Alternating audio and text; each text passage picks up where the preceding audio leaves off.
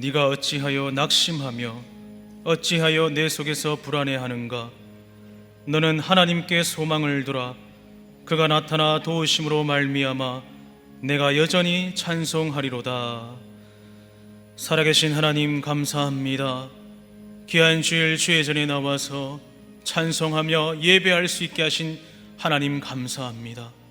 한 주 동안도 하나님이 지켜주시고 인도해 주셨기에 주의 전에 나온 줄 믿고 건강한 모습으로 아버지 말씀을 사모하며 영과 진리로 예배할 수 있는 이 한 시간 될 수 있도록 인도하여 주시옵소서. 반드시 다시 오실 예수님의 이름으로 기도하옵나이다. 아멘.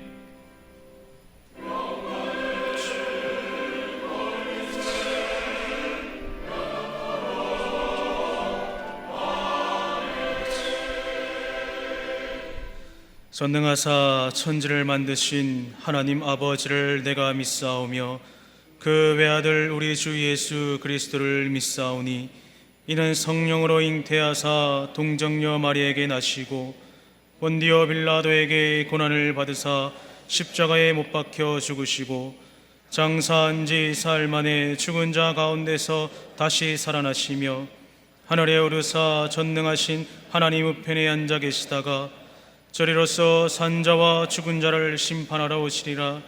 성령을 믿사오며 거룩한 공회와 성도가 설교통하는 것과 죄를 사하여 주시는 것과 몸이 다시 사는 것과 영원히 사는 것을 믿사옵나이다.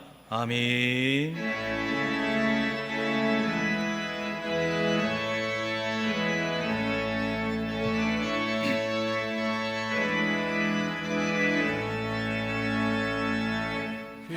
빛나고 높은 보좌와 그 위에 앉으신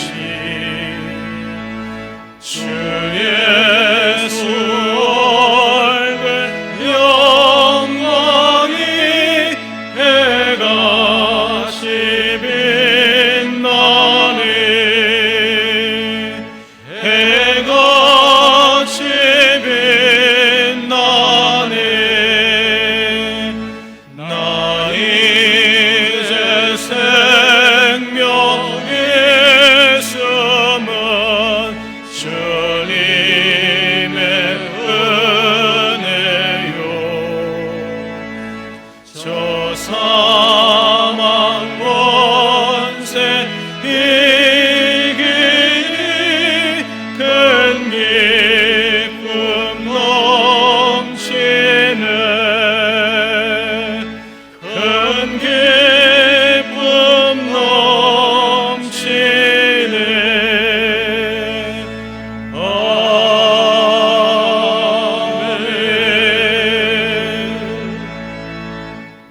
하나님이여 주의 인자를 따라 내게 은혜를 베푸시며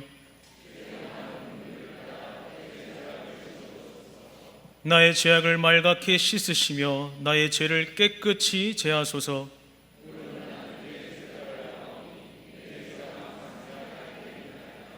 내가 죄악 중에서 출생하였으며 우슬초로 나를 정결하게 하소서. 내가 정하리이다. 하나님이여 내 속에 정한 마음을 창조하시고 아멘.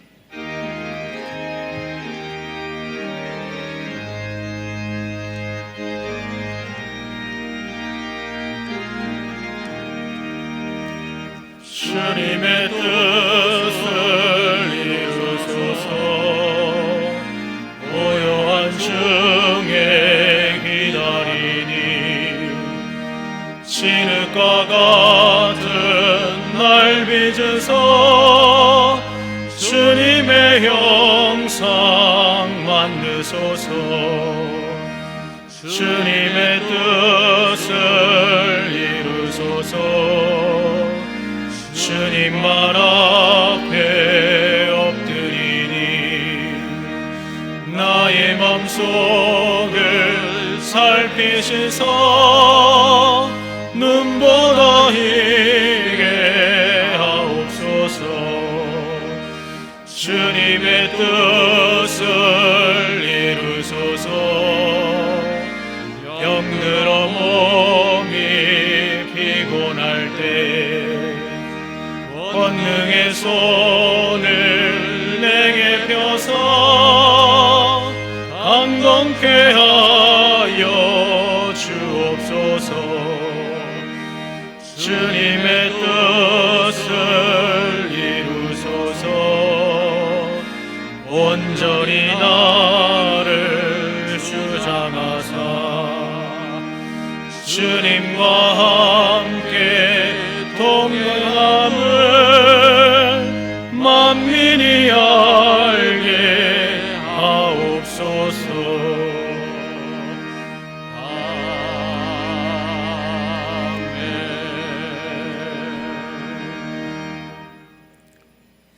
만물을 다스리시는 하나님 아버지, 전지전능하시여 만물을 다스리고 인도하시며 8월의 혹독한 무더위와 코로나 가운데서도 온전히 보호하여 주시니 감사를 드립니다. 주님의 보혈로 저들을 깨끗하게 하시고 성령 충만케 하사 천국을 소망케 하시며 거룩한 성전으로 인도하사 존귀한 예배를 드릴 수 있도록 인도하심에 감사를 드립니다. 하오나 저들은 주님 주신 말씀대로 살지 못하였음을 고백합니다. 세상과 짝하여 주신 사명과 직분도 제대로 감당하지 못하였으며 주님과의 영적 교제인 기도도 게을리하였습니다. 범사에 감사하지도 못하고 이 핑계 저 핑계로 온전히 이웃을 사랑하지도 오롯이 주님을 사랑하지도 못하였습니다. 이러한 저들의 허물과 죄악을 고백하오니 용서하여 주시옵소서. 이 시간 온 정성을 다하여 드리는 존귀한 예배가 되기를 간구하옵나이다. 성령께서 함께하사 박성현 목사님께서 준비한 능력의 말씀을 담대하게 선포하게 하옵소서. 그 말씀에 아멘으로 화답하며 주님께 영광을 돌리는 성령 충만한 예배가 되게 하옵소서. 이곳에 성전을 허락하사 부흥성장케 하심에 감사를 드립니다. 우리 교회가 성령으로 인도하사 활력이 넘치는 역동적인 교회, 믿음의 공동체가 되게 하옵소서. 세상에 빛을 비추는 구원의 방주로서 천국 복음을 전하는 사명을 온전히 감당하게 하시며 사랑으로 마음을 나누는 교회가 되게 하사 국내 선교에 온 힘을 기울이게 하옵소서. 교회는 성장이 아니면 퇴보하오니 부흥성장 기회에 서로 사랑하며 기도의 열풍이 불게 하시고 성령 충만케 하사 주신 사명과 직분을 온전히 감당하게 하옵소서. 물질과 권세를 쫓아 위기에 빠진 한국교회, 세상 사람들이 오히려 교회를 걱정하는 어려운 현실을 말씀과 기도로 극복하고 믿음의 공동체가 되게 하옵소서. 안식월을 보내는 담임 목사님을 위해 기도드립니다. 영육간의 강건함을 허락하시며 성령께서 함께하사 진정한 안식과 회복을 허락하시고 재충전의 기회가 되게 하옵소서. 많은 성도님께서 이를 위해 기도하오니 성령께서 인도하여 주시옵소서. 주일학교의 여름 성경학교와 수련회를 은혜 가운데 마치게 됨에 감사를 드립니다. 이를 위하여 헌신한 교역자들과 교사, 성도님들의 기도와 수고로 소중한 결실을 맺게 하시며 우리 교회의 미래가 달려있는 주일학교 온 힘을 기울여 부흥성장하도록 인도하여 주시옵소서. 다시 번지고 있는 코로나 원력이 하루속히 사라지게 하사 마스크를 벗고 마음껏 찬송하고 기도하고 예배 드릴 수 있도록 인도하여 주시오며 병중에 있는 성도님들 치유와 회복의 역사로 깨끗하게 낫게 하시고 여러 어려움에 처한 성도님들 기도로 극복하게 하옵소서. 해로 나가 복음을 전하는 선교사님들 주님께서 원하시는 왕성한 선교활동이 이루어지도록 인도하여 주시옵소서. 이 나라 이민족을 위해 기도드립니다. 국내 여러 상황이 백척간도의 풍정등화 같사오니 온전히 안보하여 주시옵소서. 대통령을 비롯한 모든 정치인들이 온전히 주님을 경외하며 국민을 섬기며 올바른 정치를 이루게 하시고 분열보다는 통합을 이루어 정치, 경제, 사회 등 국내에 닥친 여러 어려움을 극복할 수 있도록 인도하여 주시옵소서. 이 시간 강단에서 말씀을 선포하실 박성현 목사님, 영육간의 강건함을 허락하시고 성령께서 함께하사 준비된 말씀을 담대하게 선포하게 하옵소서. 그 말씀에 이루를 받으며 이 세상보다 저 천국을 소망하며 감사와 기쁨으로 주님을 닮아가는 삶을 살게 하옵소서. 할렐루야 찬양대가 찬양을 드릴 때에 주님 홀로 영광 받으시옵소서. 다시 오실 거룩하신 예수님 이름으로 기도드리옵나이다. 아멘.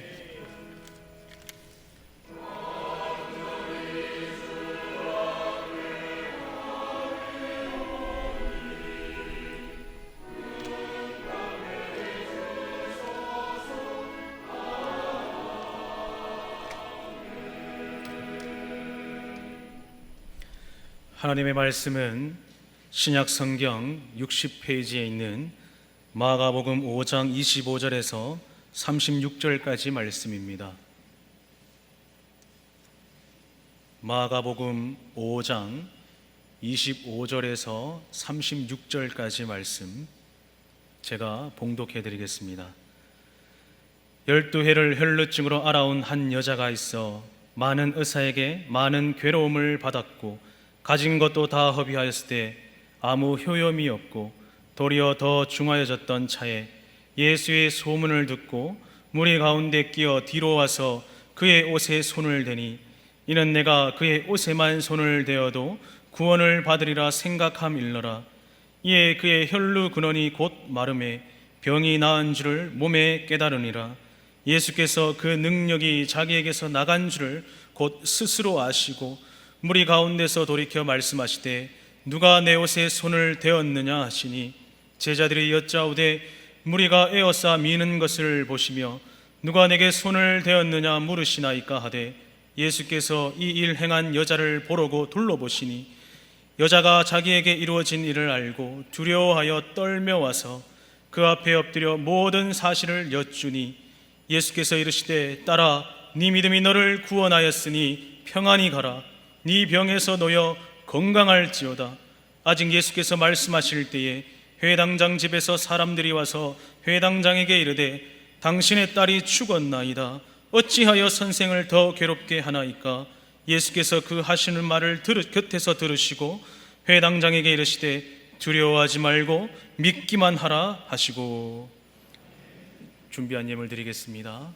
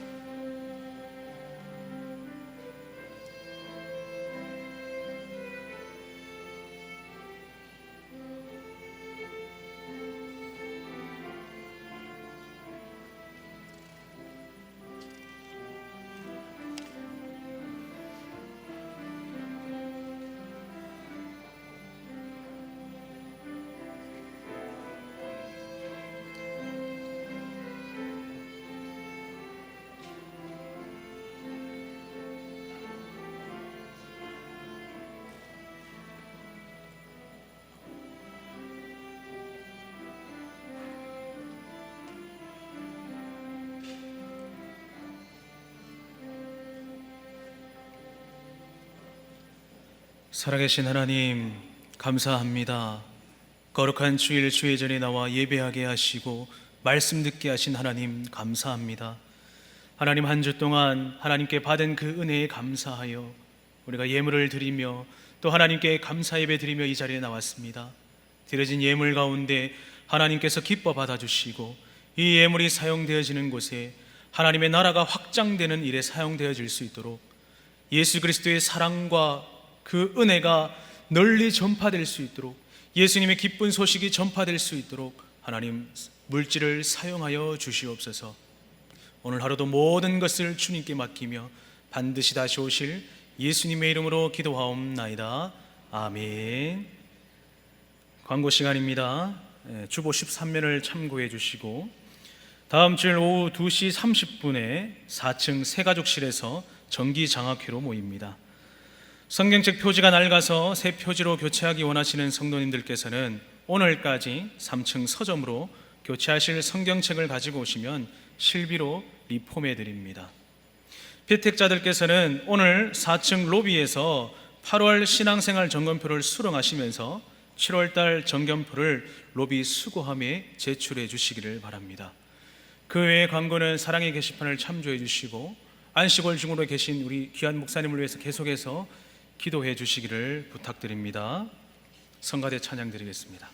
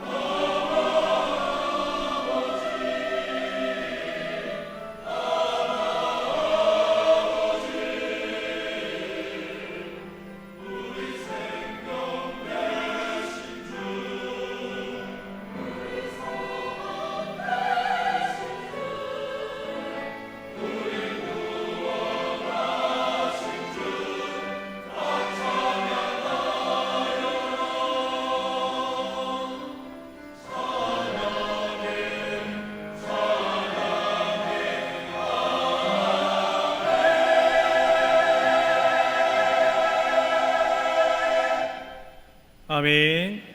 할렐루야. 거룩한 주님의 날에 하나님께 예배드리기 위해 이 자리에 오신 우리 성도님들 가운데 이 시간 심령을 치유하는 하나님의 큰 은혜가 있기를 간절히 축원합니다. 오늘은 예수님을 만난 사람들 두 번째로 말씀을 살펴보려 합니다. 오늘 본문에서 3명의 사람이 나옵니다. 12해 동안 혈루증을 앓던 여인, 그리고 12살의 죽은 소녀와 그 아버지인 야이로가 나옵니다. 21절부터 43절까지 12해를 혈루증 앓던 이 여자 이야기가 중간에 샌드위치처럼 끼어서 이 두 사건이 함께 기록되어져 있습니다. 이렇게 회당장 야이로, 또 야이로의 딸, 12해를 혈루증 앓던 여인, 이 세 사람이 예수님을 만난 말씀입니다. 회당장 중에 하나인 이 야이로라는 사람이 자신의 딸을 살리기 위해서 예수님께 먼저 나아왔습니다. 놀라운 사실은 본문 앞에 23절을 보면 내 어린 딸이 죽게 되었사오나 오셔서 그 위에 손을 얹어 주소서 그로 구원을 받아 살게 하소서라고 기록되어 있지만, 같은 사건을 다루고 있는 마태복음 9장을 보면 내 딸이 방금 죽었습니다, 내 딸이 죽었으나 그 몸에 오셔서 손을 얹어 주시면 살아나겠나이다 라고 기록이 되어져 있습니다. 이러보건대 이 야이로의 딸은 이미 죽었다는 것을 알 수가 있습니다. 그의 딸이 이미 죽었음에도 불구하고 이 야이로가 예수님 발 아래에 엎드린 까닭이 무엇입니까? 죽은 자신의 딸을 살리기 위해서입니다. 그렇다면 이 야이로가 죽은 자신의 딸을 살리기 위해서 예수님 앞에 엎드릴 수 있었던 그 이유가 무엇일까요? 바로 예수님이 자신의 딸에게 손을 얹기만 하면 그 딸이 살아날 것이라는 그 믿음이 있었기 때문입니다. 마가복음 5장 23절 말씀입니다. 간곡히 구하여 이르되 내 어린 딸이 죽게 되었사오니 오셔서 그 위에 손을 얹으사 그로 구원을 받아 살게 하소서 하거늘. 마태복음 9장 18절 말씀에 예수께서 이 말씀을 하실 때에 한 관리가 와서 절하며 이르되 내 딸이 방금 죽었사오나 오셔서 그 몸에 손을 얹어 주소서 그러면 살아나겠나이다 하니. 회당장 야이로의 딸이 방금 죽었습니다. 한 아버지에게 있어서 귀한 딸이 죽은 것이죠. 여러분, 자식을 잃은 이 부모의 심정이 어떠했을까요? 저는 감히 가늠조차 하기가 어렵습니다. 아마도 이 세상의 모든 슬픔을 비유하더라도 그 슬픔의 깊이와 차이를 직접 겪어보지 않고서는 알지 못할 것입니다. 자식을 죽은 이 아버지가 가장 먼저 했던 일이 무엇입니까? 딸의 장사를 준비하는 일이었습니까? 아니면 다른 가족과 친지들에게 연락을 취하는 일이었습니까? 아닙니다. 이 야이로는 놀랍게도 예수님께로 찾아갑니다. 이 야이로라는 아버지가 어떠한 정신과 마음으로 예수님께 달려갔을지를 한번 상상해 보십시오. 온 세상이 다 무너진 가운데에 한 줄기 소망, 그 한 줄기 생명을 얻기 위해 다름박질하는 그런 마음이 아니었을까요? 그리고 그 야이로는 마침내 예수님의 발 앞에 엎드립니다.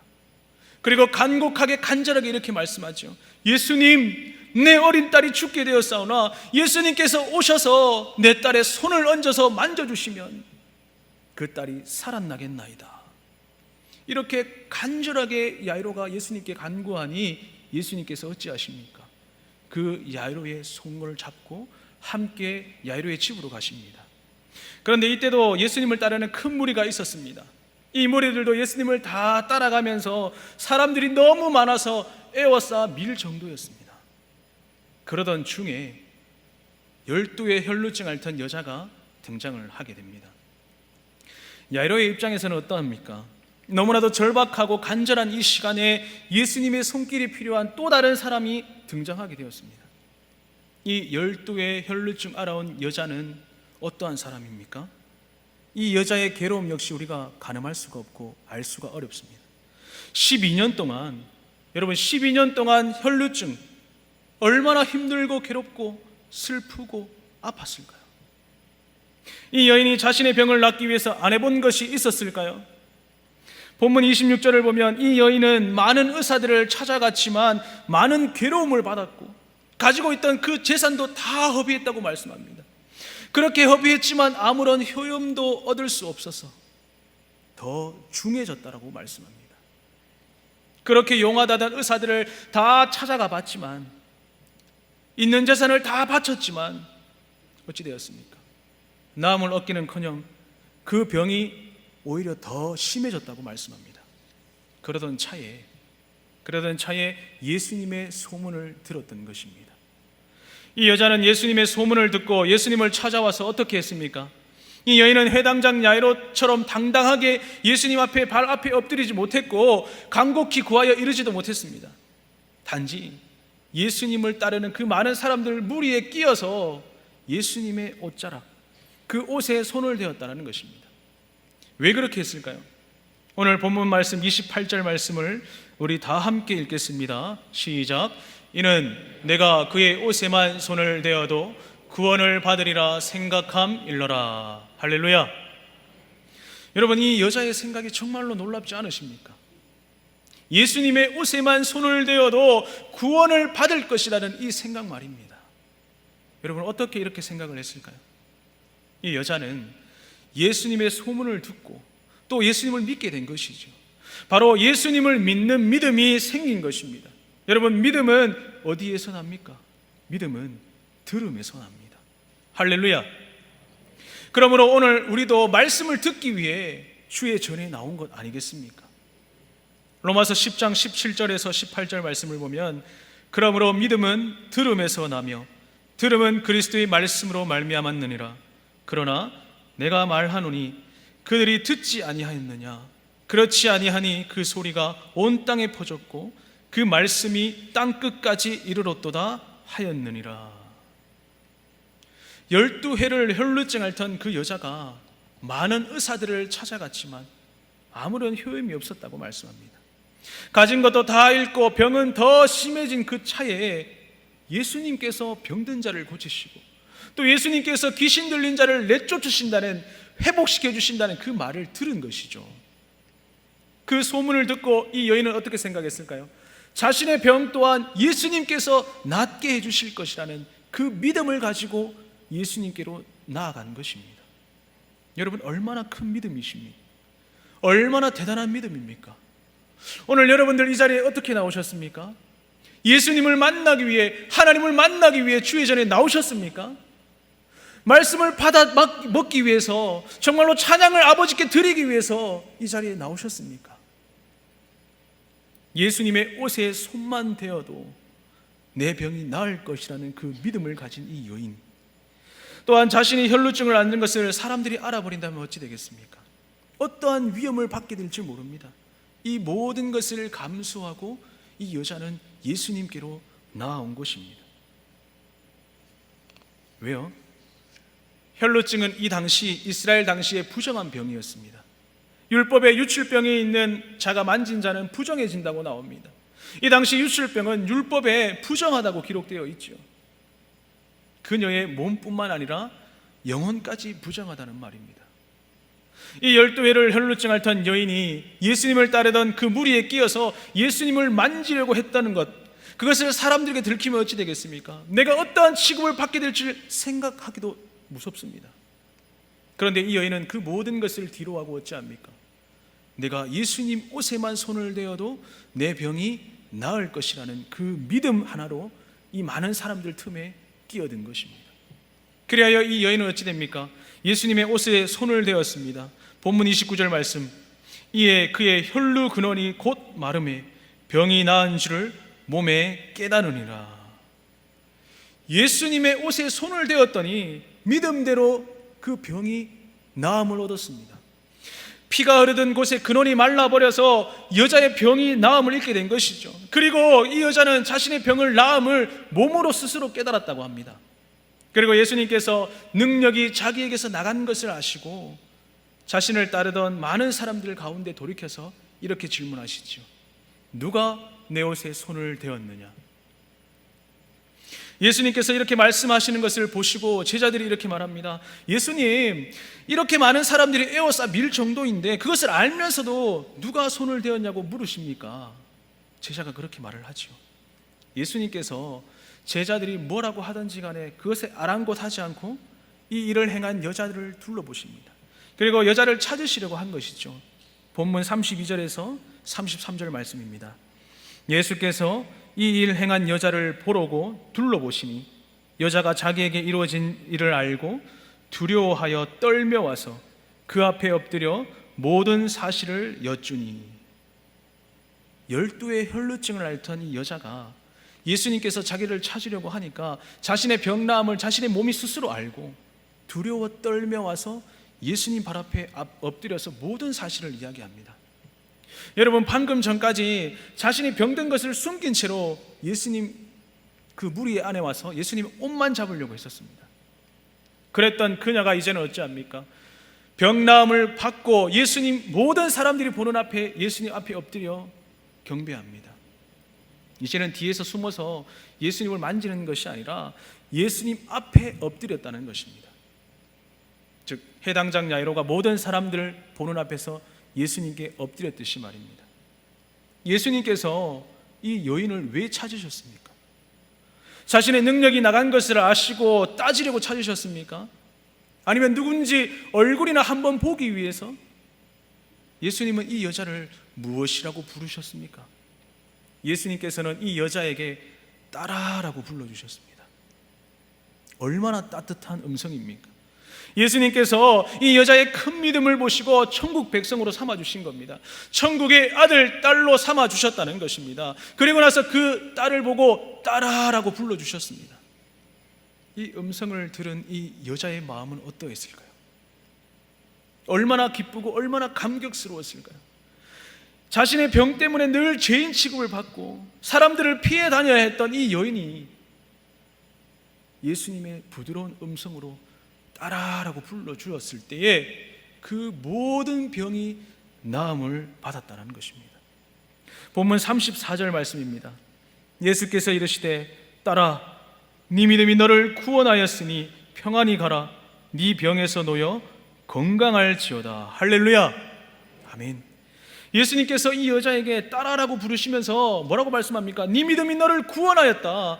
평안히 가라. 안심하라. 네 병에서 놓여서 건강할지어다. 이렇게 선포하시며 명령하셨다는 거예요.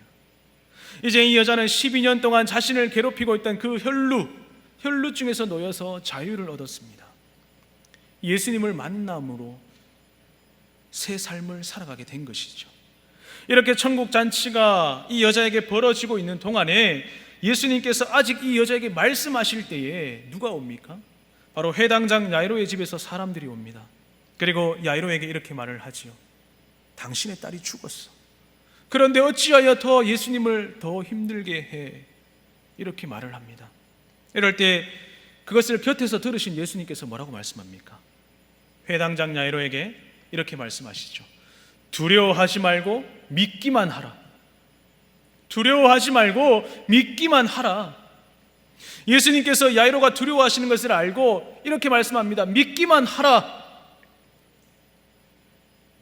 그리고 예수님을 따르던 많은 사람들 가운데서 예수님의 제자 베드로와 야고보, 요한만을 데리고 다른 사람들은 더 이상 따라오지 못하게 하십니다.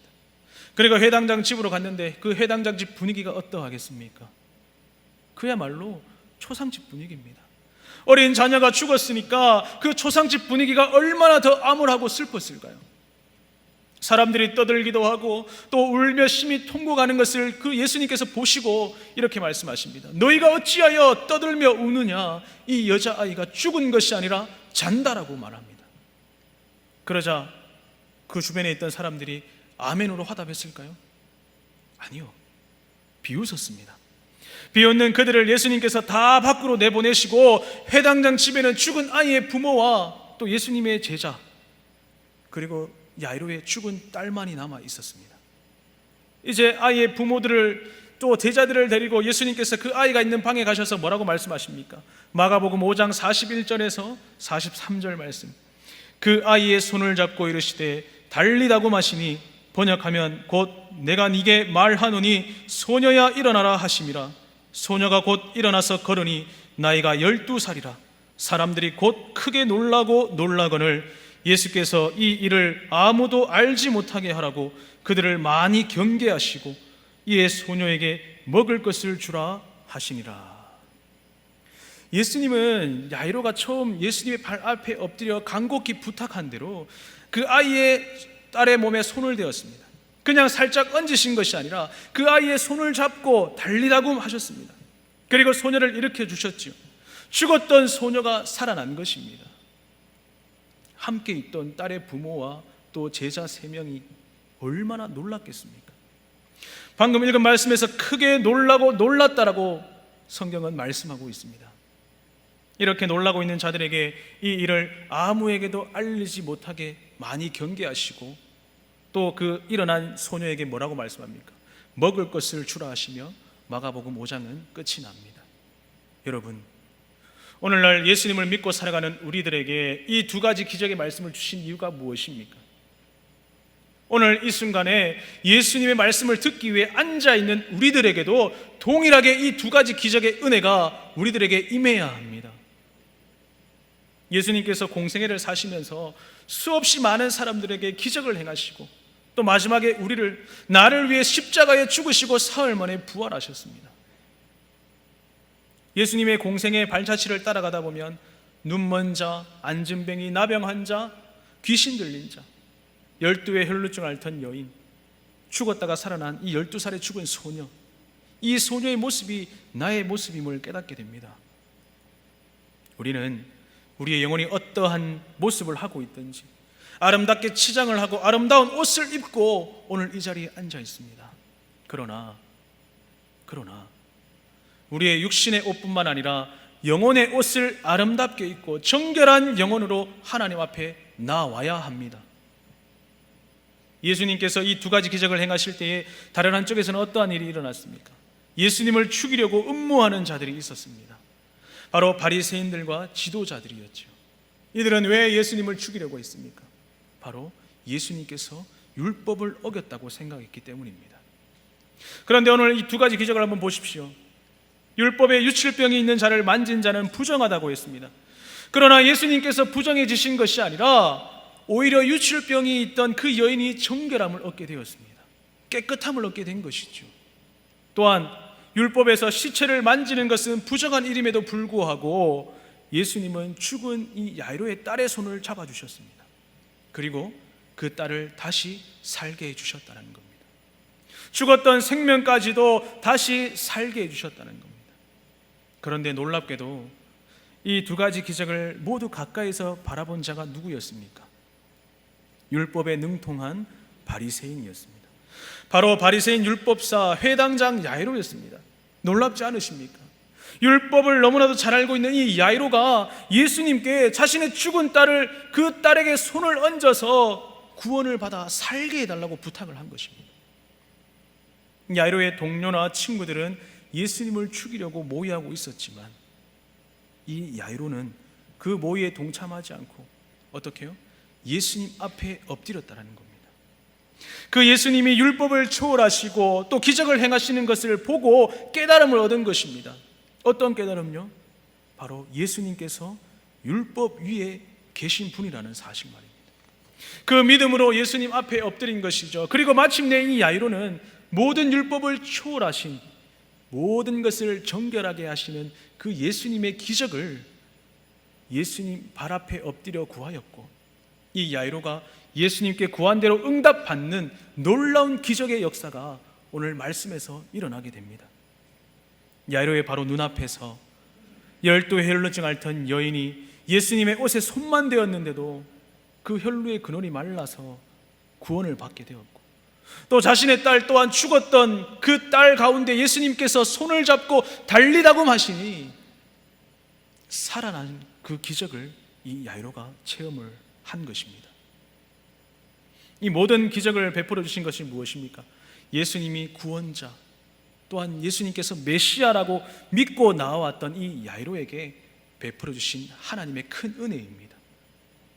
여러분, 사회적인 평판을 떠나서 예수님 앞에 엎드린 이 야이로, 회당장이었던 이 야이로가 예수님이 율법 위에 계신 말씀이신 분이라는 것을 믿고 나왔을 때에 받았던 그 은혜들을 한번 헤아려 보십시오. 이런 야이로의 믿음에서 아브라함의 믿음을 엿볼 수가 있습니다. 히브리서 11장 17절에서 19절 말씀입니다. 아브라함은 시험을 받을 때에 믿음으로 이삭을 드렸으니 그는 약속들을 받은 자로 돼 그 외아들을 드렸느니라. 그에게 이미 말씀하시기를 네 자손이라 칭할 자는 이삭으로 말미암았느니라 하셨으니 그가 하나님이 능히 이삭을 죽은 자 가운데서 다시 살리실 줄로 생각한지라. 비유컨대 그를 죽은 자 가운데서 도로 받은 것이니라. 여러분, 믿음의 조상이라고 일컫는 이 아브라함 또한 자신의 죽은 아들을 하나님께서 다시 살리실 것이라는 그 믿음을 가지고 하나님 말씀에 순종했습니다. 또한 야이로 또한 자신의 죽은 딸을 예수님께서 살리실 것이라는 그 믿음을 가지고 예수님 발 아래에 엎드렸다는 것입니다. 예수님을 끝까지 기다리며 따라가며 순종했습니다. 이 야이로의 눈앞에서 하나님께서 약속하신 그 메시아 예수 그리스도가 지금 이 야이로의 눈앞에 서 있습니다. 얼마나 경이로운 일입니까, 여러분? 그리고 자신의 죽었던 딸을 다시 살리시면서 십자가에 달려 죽었다가 다시 살아나신 그 예수님의 부활, 그 부활 또한 예고하신 것입니다. 야이로의 집에서 야이로의 딸이 죽은 것이 아니라 잔다고 할 때에 사람들이 어땠다고 합니까? 다 비웃었다고 말씀에 기록되어 있습니다. 그리고 그저 죽은 아이를 슬퍼하며 통곡했을 뿐이었습니다. 예수님께서 십자가를 지시며 죽으실 때도 어떠했습니까? 예수님을 싫어하는 자들은 예수님을 다 비웃었지요. 네가 유대인의 왕이냐? 네가 하나님의 아들이냐? 그렇다면 십자가에서 한번 내려와 봐라. 그리고 예수님을 사랑하는 자들은 어찌했습니까? 그저 뒤에서 슬피 울 뿐이었습니다. 예수님께서 이 야이로의 딸을 살리시는 그 기적을 행하실 때에 예수님의 제자 중에 베드로와 야고보, 요한만을 따로 따라오게 하셨고, 이 야이로의 딸을 살리신 후에 이 부활의 기적을 본 자들에게 이 일을 아무에게도 알지 못하게 하라고 많이 경계하셨습니다. 마가복음 9장에 보면 예수님께서 또 베드로와 야고보와 요한 3명만을 데리고 따로 높은 산에 올라가시죠. 여러분들이 잘 알고 있는 변화산 말씀입니다. 예수님께서 이 제자 3명 앞에서 변화되사 그 옷에 광채가 나고 세상에서 빨래하는 자가 그렇게 희게할 수 없을 만큼 매우 희게 되었다고 말씀합니다. 이때 엘리야와 모세가 나타나고 예수님과 더불어 말하는 것을 보고 베드로가 어찌합니까? 우리가 초막 셋을 칠 때 하나는 주를 위하여, 하나는 모세를 위하여, 하나는 엘리야를 위하여 하사이다 라고 말씀합니다. 그리고 구름이 와서 그들을 덮고 구름 속에서 소리가 나는데 뭐라고 말합니까? 이는 내 사랑하는 아들이니 너희는 그의 말을 들으라. 그 하나님의 음성을 이 현장에 있던 베드로와 야고보, 요한은 함께 들었습니다. 그리고 이 일이 이스라엘 산에서 내려오시면서 이 제자 3명에게 또다시 경고하십니다. 마가복음 9장 9절에서 10절 말씀. 그들이 산에서 내려올 때에 예수께서 경고하시되 인자가 죽은 자 가운데서 살아날 때까지는 본 것을 아무에게도 이르지 말라 하시니 그들이 이 말씀을 마음에 두며 서로 문의하되 죽은 자 가운데서 살아난 것이 무엇일까 하고. 예수님께서는 이렇게 2번이나 베드로, 야고보, 요한에게만 따로 부활을 예고하셨습니다. 그리고 기적을 보여주신 것이죠. 야이로의 딸의 부활과 또 변화산에서 엘리야, 모세를 만남으로 예수님께서 하나님의 아들이신 것을 이들에게 확고하게 보여주셨습니다. 베드로, 야고보, 요한, 예수님께서 인자가 죽은 자 가운데서 살아날 때까지라는 이 말씀을 마음에 새겨두게 되었는 것입니다. 그러나 베드로와 야고보, 요한 또한 예수님께서 십자가에서 부활하셔서 그들 앞에 나타날 때까지는 예수님의 부활의 말씀을 이들 역시 믿지 못하였습니다. 예수님은 수많은 기적들을 통해서 자신이 구원자이고 메시아인 것을 나타냈지만 사람들은 그저 그냥 눈으로 보여지는 그 현상만을 따르고 예수님이 하시는 그 말씀들을 깨닫지 못했다라는 것입니다. 오늘 본문의 회당장, 이 회당장 야이로의 이름의 뜻은 무엇일까요? 히브리어 야히르의 헬라어 음사로 그는 깨우치신다, 빛나게 하신다라는 뜻의 이름입니다. 사람들은 예수님이 기적을 베푸시기 전에도 또한 베푸신 후에도 그저 두려워하기만 합니다. 아, 예수님께서 진정 나의 구원자이시구나, 정말로 하나님의 아들이시구나, 이런 깨달음 없이 이 모든 일이 일어난 것이 그저 놀랍고 두려워하는 것으로 끝이 나는 경우가 많이 있습니다. 예수님을 가장 가까이서 따르던 제자 3명도 그러했다는 겁니다. 예수님께서 왜 이런 기적을 보여주셨습니까? 오늘 본문에 나오는 야이로를 위해서요? 아니면 12의 혈루증을 앓던 여인을 위해서? 야이로의 딸을 위해서요? 아니면 예수님의 사랑하는 제자들을 위해서? 아닙니다. 율법을 초월하여서 그 율법 위에 계신 그 예수님을 나타내시며 부활의 능력을 미리 보여주신 것입니다. 왜요?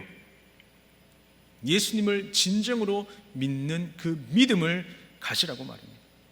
그러나 예수님의 제자들은 늘 제자리 걸음을 합니다. 예수님께 책망을 듣는데 예수님 뭐라고 말씀합니까?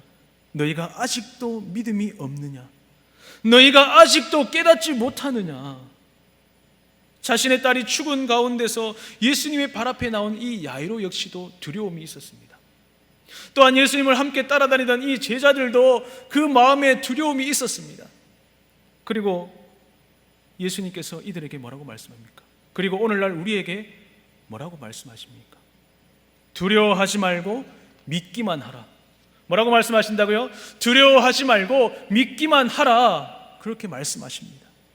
예수님을 만난 수많은 사람들이, 심지어 예수님의 12제자 가운데 수제자라고 불리는 베드로, 그리고 요한과 야고보 또한 두 눈을 뜨고 내 눈앞에서 행하신 그 많은 이적들을 보았음에도 불구하고 믿지 못하고 두려워합니다.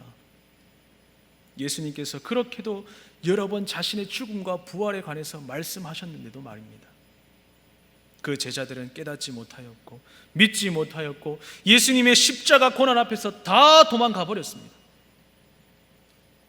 오늘 거룩한 주일을 섬기기 위해 나오신 우리 성도님들, 여러분들은 두려워하지 않고 예수님을 믿기만 하고 계십니까? 회당장 야이로처럼 내가 지금까지 알고 있던 그 모든 지식과 생각을 뛰어넘어서 예수님의 발 아래 엎드려서 간곡하게 간절하게 살려달라고 외치고 있으십니까? 여러분, 세상에 믿을 만한 것들이 얼마나 많이 있습니까? 세상에 믿을 만한 사람들이 또 얼마나 많이 있고 세상에 붙잡고 싶은 것들이 또 얼마나 많이 있습니까? 여러분, 사람을 믿어보고 의지해 보신 적 있으시지요? 그 결과가 어떠했습니까? 12의 헬루증 알아온 이 여자가 12년 동안 했던 일이 무엇이었습니까? 자신이 가지고 있는 모든 것을 다 바쳐서 믿을 만한 의사를 찾아갔는데 그 결과가 어떠했습니까? 자신의 병이 치료되었습니까? 아니요. 도리어 더 심해졌다고 말합니다. 뿐만 아니라 그 병이 더욱더 심해져서 모든 것을 잃어버리고 삶의 의욕까지 잃어버렸다고 말합니다. 그렇다고 해서 제가 지금 병원에 치료하러 가지 말라는 말을 하는 것이 아닙니다. 우리 곁에 내가 사랑하는 사람을 하나님보다 더 사랑할 때, 또한 하나님보다 더 의지할 때에, 그래서 그 사람이 흔들릴 때, 또한 그 사람이 마음이 변해서 나에게 상처를 줄 때에 우리는 크게 낙심하게 되죠. 12해를 혈루증 앓던 이 여인처럼 가지고 있던 모든 힘을 다 잃어버리고 그 사람을 의지하기 전보다 더 큰 상처를 받아서 지친 나 자신을 발견하게 됩니다. 이것이 가족이든 아니면 친구이든 그 누구이든지 말입니다. 여러분, 세상에 그 어떠한 것도 우리의 영혼을 고칠 수 있는 것은 없습니다. 우리의 슬픔과 고통과 우리의 메마름과 우리의 죽음의 근원을 치료해 주실 수 있는 분은 오직 한 분, 예수 그리스도 밖에 없다는 것을 오늘 이 자리에 계신 우리 성도님들을 믿으시기를 간절히 축원합니다. 우리가 진정으로 정말 예수님을 만났다면 우리의 슬픔과 고통과 우리의 모든 부정적인 것, 그 근원이 말라서 더 이상 부정적인 것들을 쏟아내지 않아야 합니다. 여러분, 누가 예수님을 만난 사람들입니까? 오늘 이 자리에 앉아 계신 여러분이 바로 예수님을 만난 사람들이지 않습니까? 우리가 다 예수님의 옷자락에 손을 대고 예수님의 피 묻은 그 옷자락을 붙잡고 예수님의 발 아래에 엎드린 자들 아닙니까? 교회 마당은 밟고 있지만 아직도 예수님을 만나지 못했습니까? 만약에 아직도 예수님을 만나지 못했더라면 오늘 본문에 죽어가고 있는 자신의 딸, 그 딸을 살리는 그 마음, 예수님 앞에 엎드려서 이 아비의 심정으로 예수님 앞에 엎드리시기를 간절히 축원합니다. 오직 예수님만이 내 살 길이라는 것을 깨닫고 이 혈루증 앓던 이 여인은 사람들에게 돌에 맞아 죽을 각오를 하고 예수님께 달려와 엎드렸습니다. 나의 목마름과 나의 갈증, 그것을 세상에 믿을 만한 것들로 채우기 위해서 우리 하나님께서 주신 그 시간과 생명을 허비하지 마시기 바랍니다.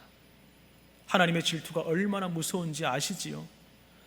하나님보다 더 사랑하는 것을 인생에서 만들지 말라는 말입니다. 하나님이 보시기에 그것이 바로 우상 숭배라는 것. 진실로 예수님을 깨달았다면, 예수님을 믿는다면 오직 예수님만이 내 부정한 모든 것을 깨끗하게 하고 정결하게 해주시는 분이라는 그 사실을 믿고 예수님만을 붙잡으시기를 간절히 바랍니다.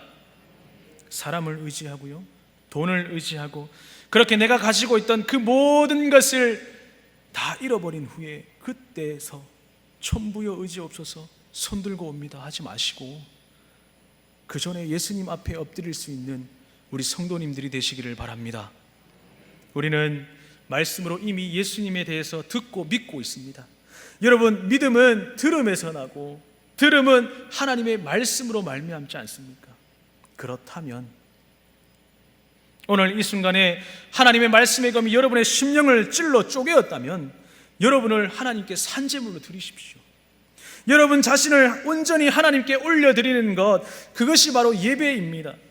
말씀을 듣고 깨닫고 내 심령을 쪼개어서 내 부정한 것들을, 나의 죄악을 성령의 불로 태우는 것, 그것이야말로 하나님께서 기뻐 받아주시는 영적 예배라는 사실을 기억하십시오. 한번 붙잡은 그 예수님의 옷을 죽기 살기로 절대로 놓지 말고 붙잡으십시오. 어떠한 시련과 고난이 닥쳐도 예수님을 잡고 있던 그 손을 놓지 않는 우리 성도님들이 되시기를 바랍니다. 오늘 본문에 12해 동안 혈루증 앓던 이 여인, 몇 년 동안요? 12년 동안. 여러분, 말이 12년이지 얼마나 긴 세월이겠습니까? 그 괴로운 세월을, 이 12년 동안 피를 흘리는 이 병을 앓았던 것은 무엇을 뜻합니까? 레위기 17장 11절 말씀입니다. 육체의 생명은 피에 있음이라. 내가 이 피를 너희에게 주어 제단에 뿌려 너희의 생명을 위하여 속죄하게 하였나니 생명이 피에 있으므로 피가 죄를 속하였느니라. 여러분, 방금 읽은 이 말씀에 육체의 생명은 어디 있다고 말합니까? 피에 있다고 말씀합니다. 이렇게 생명을 뜻하는 피를 이 여자는 12년 동안 흘리고 있었다는 것은 무엇을 뜻하겠습니까? 바로 생명이 죽어가고 있었다는 것을 의미합니다. 이 여자의 육체와 영혼 모두 말이죠. 그리고 야이로의 딸 또한 방금 죽었습니다. 생명을 잃은 것이죠. 12살 된 이 소녀 또한 영혼과 육체가 모두 죽었습니다. 그러나 예수님께서 죽어가는 이 12회를 혈루증 앓던 여인과 또 12살 된 이 소녀를 일으켜서 다시 살게 해주셨습니다. 우리 또한 예수님께서 우리에게 생명을 선물로 주셨습니다. 믿으십니까? 죄로 죽었던 우리를 죄의 근원을 마르게 하시고 정결하게 해주셨다는 겁니다. 우리의 삶의 여러 가지 문제 앞에서 옆에 있는 사람을 의지하는 것이 아니라, 돈을 의지하는 것이 아니라, 내가 알고 있는 지식과 생각을 의지하는 것이 아니라 모든 것 위에 뛰어나신 예수님만이 내 살 길이라는 것을 깨닫고 예수님 발 앞에 엎드리시는 우리 성도님들이 되시기를 바랍니다. 수많은 무리들이 줄지어 그분을 보기 위해 따르네. 평범한 목수이신 그분 앞에 모든 무릎이 꿇어 경배하네. 모든 문제들 하나하나 죽음까지도 힘을 잃고 생명의 근원이신 예수 이름 앞에 모든 권세들 굴복하네. 예수 이름 높이세. 능력의 그 이름 예수 이름 높이세. 구원의 그 이름 예수 이름을 부르는 자, 예수 이름을 믿는 자, 예수 이름 앞에 나오는 자 복이 있도다. 할렐루야. 아멘. 여기 앉아있는 여러분 다 예수님을 알고 이 자리에 나온 것이지요. 예수님을 믿기 때문에 이 자리에 나온 것 아닙니까? 그렇다면 삶의 모든 문제, 작고 사소한 것에서부터 죽음처럼 큰 문제까지 예수님 앞에 들고 나와서 모두 아뢰십시오. 예수님 앞에 아랠 때에 죽은 것처럼 잠자고 있던 내 영혼을 예수님 좀 살려주십시오. 예수님의 그 손만 얹으면 다 살아날 것이라고 말입니다. 회당장 야이로의 믿음처럼, 12의 혈루증 앓던 이 여인의 믿음처럼 예수님의 손길을, 예수님의 옷자락을 사모하며 예수님의 발 아래 엎드리라는 것입니다. 여러분, 이 세상을 살아가면서 불안하십니까? 두려우십니까? 예수님께서 말씀하시죠. 뭐라고 말씀합니까? 두려워하지 말고 믿기만 하라. 내가 너와 함께 가겠다. 죽어있는 딸이 누워있는 그 작은 방까지도 내가 함께 가서 그 딸의 손을 잡고 달리다군 내가 그 소녀를 살려주겠다. 내가 네가 가지고 있는 모든 질병들을 다 고쳐주겠다. 예수님께서 그렇게 말씀하십니다. 그럴 때에 우리가 뭐라고 대답해야 하겠습니까? 네, 예수님, 제가 믿습니다. 아멘, 아멘 화답해야 되지 않겠습니까? 무엇이 우리를 그렇게 힘들게 하고 그렇게 아프게 합니까? 사람을 의지하면 사람에게 상처받습니다. 우리가 의지해야 될 것은 이 땅의 것이 아니라 하늘의 하나님인 줄 믿으시기를 바랍니다. 세상의 것들을 붙잡고 의지해 보십시오. 세상 풍파 흔들릴 때에 내가 믿었던 사람이 흔들리고요, 돈이 흔들리고 명예가 흔들리고 내 지식이 흔들릴 때에 나 자신도 함께 흔들리게 됩니다. 세상의 것을 의지하고 붙잡고 있던 그 손을 놓고 우리는 절대로 흔들리지 않는 예수님의 손을 붙잡아 보십시오. 절대로 요동하지 않습니다. 여러분, 하나님을 의지하는 자는 하나님이 의인이라 부르십니다. 자신을 의지하는 자, 의인의 요동함을 허락지 않는다고 시편 말씀에 기록되어 있죠. 여러분, 우리에게 늘 그림자가 따라다닙니다.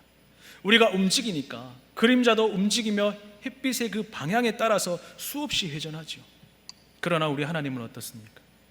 회전하는 그림자조차 없으십니다. 실수하지도 않으시죠. 요동하지도 않으시는 창조주 하나님이십니다. 믿으십니까? 아멘. 또한 예수님께서 바리새인과 서기관들에게 말씀하셨지요. 마가복음 2장 17절 말씀, 예수께서 들으시고 그들에게 이르시되 건강한 자에게는 의사가 쓸데없고 병든 자에게라야 쓸데있느니라. 나는 의인을 부르러 온 것이 아니요 죄인을 부르러 왔노라 하시니라. 바리새인과 서기관들에게 이 말씀을 하셨는데, 그렇다면 이 바리새인과 서기관들은 병든 자가 아닙니까? 죄인이 아니라 의인입니까? 회칠한 무덤 같은 이 바리새인과 서기관들 또한 죄인이고 병든 자입니다. 그러나 이들과 세리와 죄인들의 차이점이 무엇입니까? 자신이 죄인임을 깨달았는가, 병든 자임을 깨달았는가, 아니면 깨닫지 못하고 자신이 의인이라 칭하고 건강한 자라 자신을 속이며 거짓 아비 사탄을 따라 행했느냐라는 것입니다. 시편 말씀을 보면 종기에 처하나 깨닫지 못하는 자는 멸망에 가는 짐승과도 같다라고 말씀합니다. 여러분, 자신이 병든 것과 죽어가는 것을 아는 자라야지만 병원을 찾아가고 의사를 찾아가고 치료를 구하지 않겠습니까? 자신의 영적인 질병을 깨닫는 자가 예수님께 나아와서 나음을 얻지만, 자신의 영적인 질병을 깨닫지 못하는 자는 12의 혈루증 앓던 이 여인처럼 12회를 지나 영원이라는 시간 속에서 죽어가게 될 것이라는 겁니다. 여러분, 우리 가운데 부정한 것들, 또한 하나님이 싫어하시는 것들, 죄악들이 있다면 하나님께 나아와서 정결함을 얻어야 합니다. 왜 하필이면 이 12회를 혈루증 앓던 여인도 12회를 혈루증 앓았고 또 야이로의 딸 나이 또한 12살입니까? 성경에 12라는 숫자가 종종 등장하지요. 이스라엘의 12지파, 예수님의 12제자, 모세가 시내산 아래에 쌓은 그 제단의 12기둥, 대제사장 흉패에 붙어있는 12보석, 새 예루살렘 성의 12대문, 12기초석. 10이라는 숫자는 모두 12지파, 이스라엘 12지파, 하나님의 영적 이스라엘 백성을 상징합니다. 그렇다면 12해를 혈루증 앓았던 이 여자도, 또한 12살에 죽었던 이 소녀도 모두 이스라엘 백성의 영적 상태를 나타내는 것이며, 또한 오늘날을 살아가는 하나님을 믿는 우리를 뜻하는 말씀입니다. 죄로 죽었던 우리를 다시 살리시는 그 부활의 기적을 이스라엘 백성들에게, 또한 우리에게 나타내려 하신 것이죠. 이 말씀을 대할 때 우리는 이 야이로처럼, 야이로의 이름처럼 마음에 깊이 깨우침을 얻어서 그리스도의 빛으로 정결함을 얻어야 합니다. 삶의 모든 문제들을 예수님의 십자가 앞에 다 내려놓고 세상의 죄악으로 물든 우리의 심령이 깨끗함을, 새롭게 됨을 얻어야 합니다. 야이로의 12살 된 딸처럼 새 생명을 얻어야 하죠. 한 번의 비침과 나음으로 끝이 나는 것이 아니라 날마다 그 빛을 사모하면서 날마다 새로워지십시오. 말씀을 듣기 위해 주의 전에 나왔을 때 늘 말씀을 사모하십시오. 그 말씀 한 절 한 절이 얼마나 소중하고 귀한 것인지를 여러분들이 간절하게 받아 먹으라는 말씀입니다. 야이로가 방금 죽은 딸을 예수님께 살려달라고 했을 때에 예수님은 곧바로 야이로의 집으로 가신 것이 아니죠. 중간에 12의 혈루증 앓던 여인의 병을 고치는 기적을 거쳐서 야이로의 집으로 가십니다. 왜 이 두 기적 가운데 샌드위치처럼 중간에 끼어 있을까요? 단지 이 야이로의 인내심을 테스트하기 위해서요? 아니면 기다림을 가르쳐 주기 위함입니까? 아니요. 말세의 치마를 살아가는 우리들에게 세상은 더욱더 미친 듯이 악해져가는 이 시대에 정말로 중요한 말씀입니다. 여기에 부활의 큰 비밀이 있습니다. 야이로의 여정과 두 가지 기적을 모두 지켜보게 하시며 참된 그리스도의 부활의 비밀을 깨닫도록, 피를 흘리며 죽어가는 우리들의 모든 그 부정적인 죄의 근원을 마르게 하여서 더 이상 죄를 짓지 않기 위해서 그리스도의 할례를 행해야지만 우리의 모든 정과 욕을 십자가에 못 박아야만 그리스도의 부활에 참여할 수 있다는 것을 예수님이 이 두 가지 기적으로 말씀하고자 하신 것입니다. 여러분, 기도와 말씀으로 거룩해지십시오. 부정한 근원을, 죄의 근원을, 모든 육체의 더러운 열매 맺는 그 근원을 예수님 옷에 손을 댐으로 다 마르게 하십시오. 오늘 이 자리에 계신 여러분, 정결하고 거룩하고 흠없는 자로 서십시오. 그리스도의 희고 순결한 그 신부의 옷을 입으십시오. 야이로의 딸의 나이가 12살이라고 했습니다. 당시 이스라엘 12살이면 그때부터 결혼을 할 수 있는 나이입니다. 신부가 되는 나이가 12살이면 됩니다. 예수님은 그냥 육신의 질병을 고쳐주시려고 공생애를 사신 것이 아닙니다. 많은 사람들은 육신의 질병의 나음을 얻기 위해서, 또 세상을 살아갈 때 자신에게 부딪히는 그 문제들을 해결받기 위해서 예수님을 쫓아다녔습니다. 그러나 우리들은 보이는 것 너머에 보이지 않는 것, 그것에 영원한 소망을 두며 주님의 부활을 기다리는 성도로서 다시 오실 예수님을 준비해야 하는 오늘 이 순간을 살아가야만 합니다. 마지막으로 말씀 세 군데만 읽어보고 말씀을 정리하려 합니다. 요한계시록 3장 17절, 내가 말하기를 나는 부자라 부요하여 부족한 것이 없다 하나 내 곤고한 것과 가련한 것과 가난한 것과 눈먼 것과 벌거벗은 것을 알지 못하는도다. 내가 너를 권하노니 내게서 불로 연단한 금을 사서 부요하게 하고 흰옷을 사서 입어 벌거벗은 수치를 보이지 않게 하고 안약을 사서 눈에 발라보게 하라. 무릇 내가 사랑하는 자를 책망하여 징계하노니 그러므로 네가 열심을 내라. 회개하라. 요한계시록 19장 6절 하반절입니다. 할렐루야. 우리 주 하나님 곧 전능하신 이가 통치하시도다. 우리가 즐거워하고 크게 기뻐하며 영광을 돌리세. 어린 양의 혼인 기약이 이르렀고 그의 아내가 자신을 준비하였으므로 그에게 빛나고 깨끗한 세마포 옷을 입도록 허락하셨으니 이 세마포 옷은 성도들의 옳은 행실이로다 하더라. 마지막으로 마가복음 5장 41절, 그 아이의 손을 잡고 이르시되 달리다굼 하시니 번역하면 곧 내가 네게 말하노니 소녀야 일어나라 하심이라. 말씀을 맺겠습니다. 성도 여러분, 열심을 내십시오. 회개하십시오.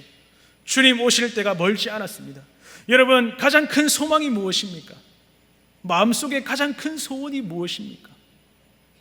여러분이 마음으로 가장 간절히 바라는 것, 세상의 어떤 그 무언가가 아니라 바로 그리스도의 재림이어야 합니다.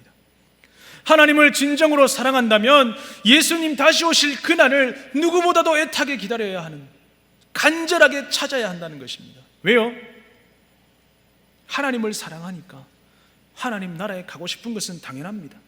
또 예수님을 직접 뵙고 싶고 예수님께서 통치하시는 그 나라에 가고 싶은 마음이 열렬한 것은 당연한 것 아니겠습니까? 예수님의 마지막 최후를, 승리를 기다리면서 세상의 모든 죄악을 괴로워하고 하나님의 긍휼을 한없이 구하는 것, 그것이 바로 하나님을 믿는 사람, 진정한 그리스도의 소망인 줄 믿으시기를 바랍니다. 여러분, 주님의 날을 기대하며 또 사모하십시오. 41절에 예수님께서 소녀를 일으키실 때에 달리다금 외치셨습니다. 여러분, 일어나십시오. 우리의 영혼의 부정적인 것들을 십자가에 못 박고 우리의 마음을 새롭게 할 때에 우리가 새 힘을 얻을 수 있고 새 생명을 얻어서 날마다 시온성을 향해, 표대를 향해 다름박질하는 그리스도인의 신부로 살아가십시오. 방금 전에 읽은 이 요한계시록 19장에 어린 양의 혼인 기약이 이르렀다고 말씀합니다. 그날이 도적같이 이른다고 하였습니다. 우리는 정신을 차리고 회개하며 깨어서 근신해야 됩니다. 또한 43절에 다시 살아난 소녀에게 예수님께서 먹을 것을 주라 하셨습니다. 우리가 먹을 것은 무엇입니까? 오늘 이 자리에 우리 성도님들 왜 나오셨습니까? 하나님의 말씀을 받기 위해 이 자리에 나왔지 않습니까? 영혼의 양식, 하나님이 주시는 그 식물, 바로 말씀입니다. 죽었다가 다시 살아나서 그저 가만히 있으면 다시 됩니까? 가만히 있으면 사라집니까? 아니요. 먹어야지만 움직일 수 있는 힘과 살아갈 힘이 생기지 않습니까? 여러분, 하루 삼시세끼 다 챙겨 드시지요? 우리가 삼시세끼를 다 챙겨 먹듯이 밤낮으로 하나님의 말씀을 식물 삼아 드십시오. 말씀을 먹으십시오. 그렇게 하여 말씀을 놓지 않고 그 말씀을 날마다 묵상하여 주님 오실 그날에 우리가 이기는 자가 되시기를 주님의 이름으로 간절히 축원합니다. 살아계신 하나님, 감사합니다. 하나님, 우리의 삶 속에서 우리의 모든 부정적인 문제들을 주님께서 해결해 주신다, 믿기만 하라, 내가 다 해결해 주겠다고 하셨는데 우리는 세상에 많은 질병과 많은 문제들을 가지고 우리 스스로 슬퍼하고 외로워하고 울고 있지는 않습니까? 하나님, 예수님 앞에 엎드릴 수 있는 우리 귀한 성도님들이 될 수 있도록 주님 인도하여 주시옵소서. 한 주간의 삶을 살아갈 때에도 아버지께 엎드려서 하나님께 모든 것을 다 내려놓고 이 야이로처럼 자신의 딸을 살리고 싶은 그 아비의 절박한 심정으로 예수님 앞에 엎드릴 수 있는 우리 귀한 성도님들 될 수 있도록 주님 인도하여 주시옵소서. 반드시 다시 오실 예수님의 이름으로 기도하옵나이다. 아멘.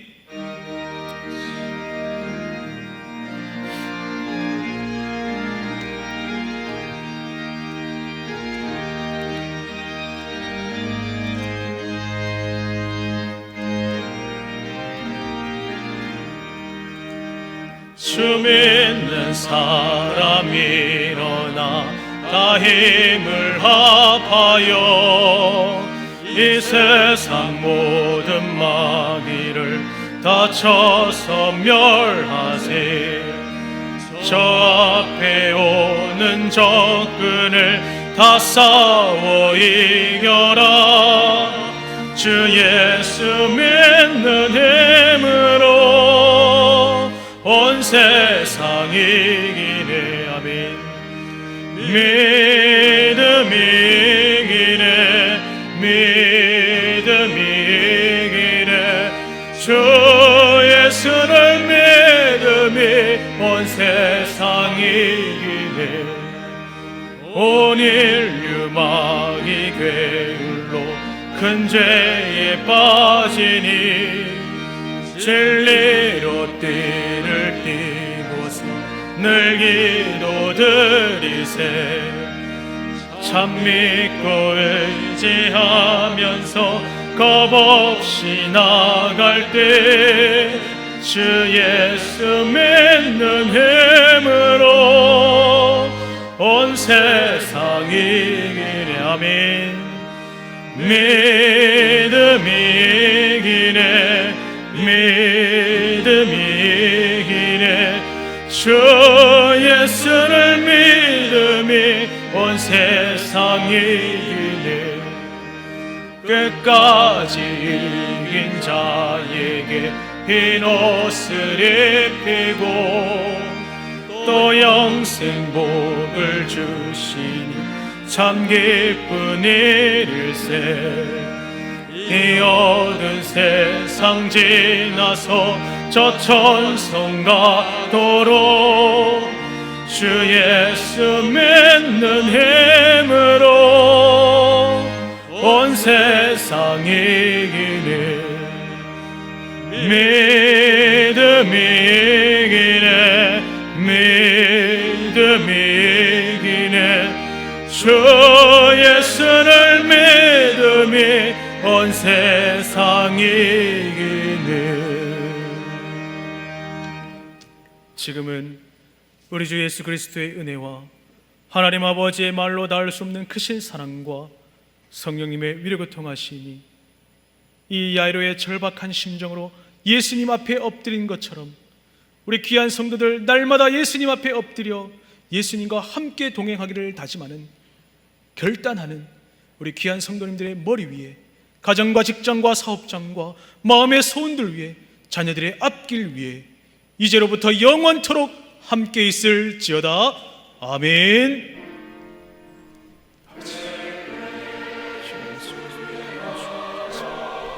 아버지, 나는 우리 모든 것들을, 부정적인 것들의 근원을 말라버리게 하신 예수님께 우리 모든 것을 맡기며 살아갈 수 있는 우리의 심령들이 될 수 있도록 주여 역사하여 주시고 인도하여 주시옵소서.